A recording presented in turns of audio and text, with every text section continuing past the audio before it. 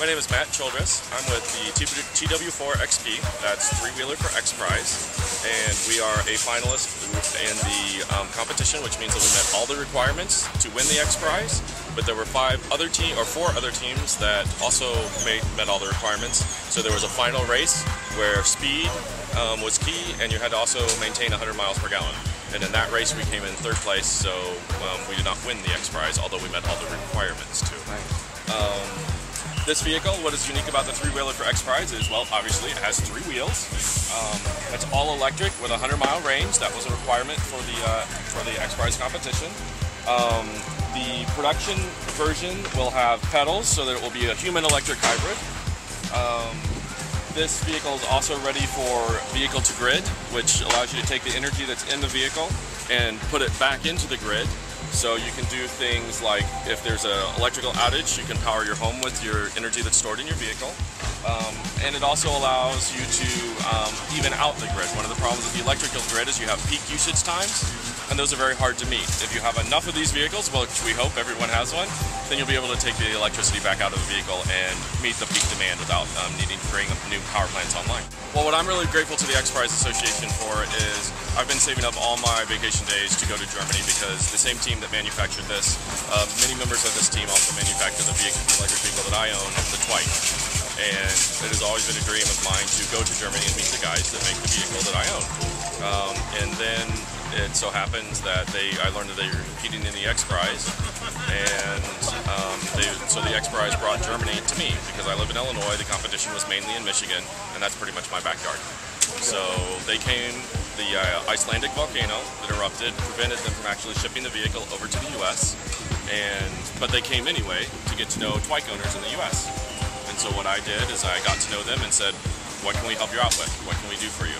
And they needed a place to store the vehicle, and they needed some transport, so they needed a racing van and something to haul it with. So we located that, bought it. Since they are not from here, they couldn't own a vehicle here. So we took care of buying that and renting it to them, and so basically helping them out.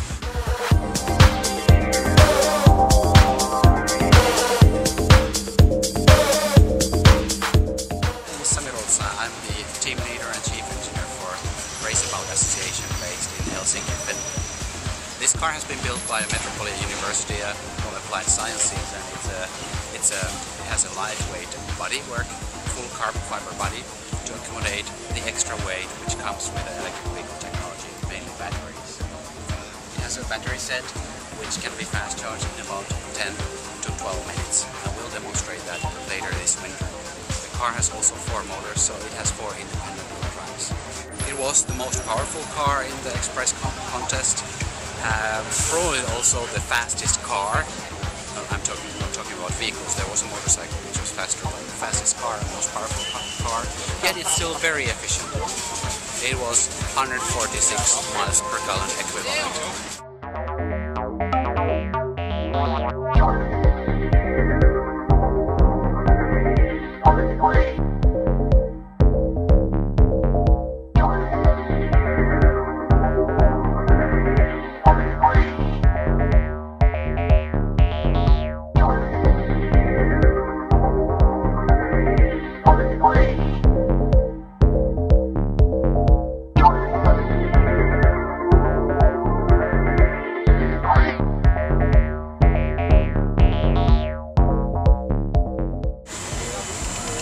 This team it's just myself. I'm the only member of the team. I've been working on this. I started the project 12 years ago with my son. The purpose of the car was not to be the most fuel-efficient car in the world, but it was designed to be the fastest, the safest, the most practical, and the most fun-to-drive car for 90% of all urban trips. So I believe we've met all those challenges, and I don't think there's another car in the world that can make that claim, or even any of those. The reason it's the fastest is because it can go from point A to point B in a city faster than any other car, because it's so narrow it can get through traffic. It also has 1,000 foot-pounds of torque, which is in an 800 horsepower controller.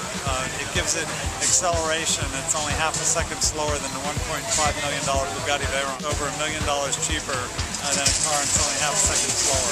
It's actually much cheaper than any other car that can go the speed. There's no other car at $150,000 that is as quick as this car, just in a straight line.